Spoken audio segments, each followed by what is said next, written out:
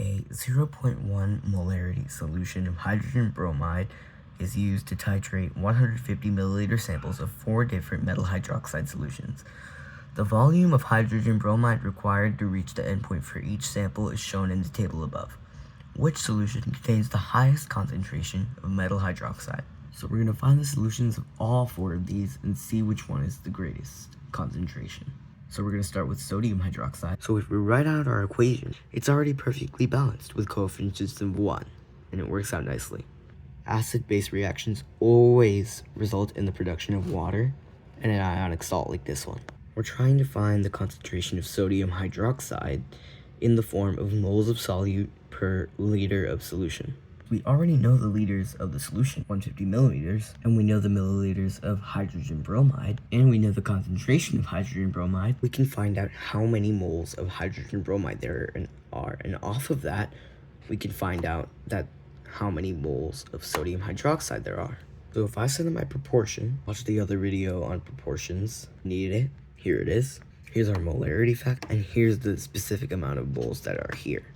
So if I go ahead and solve this, here's my answer. So this is how many moles of hydrogen bromide we have. And since for every mole of hydrogen bromide, there's 1 mole of sodium hydroxide, there's this number, 0.00095 moles of sodium hydroxide as well. And since we know that there are 150 milliliters of sodium hydroxide, we can figure out the concentration of that solution. So we're going to set up another proportion, which looks like this. So here's my molarity factor. I'm trying to find the molarity. And here's my specific amounts. So I'll go ahead and solve this one too. And here's my answer. So I'm going to keep track of my molarity here. In case you didn't know, that means the 3 is repeating that line over it right there, but you probably already knew that.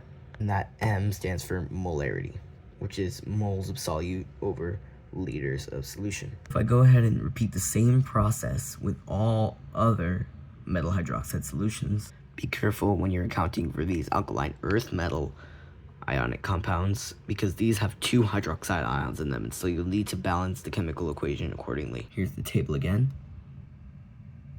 Make sure you're accounting for the ratio of your acid to your base in your reaction and find the moles using that ratio. The reason I didn't do this with sodium hydroxide is because with sodium hydroxide, it's just 1-to-1, whereas here it's 2-to-1.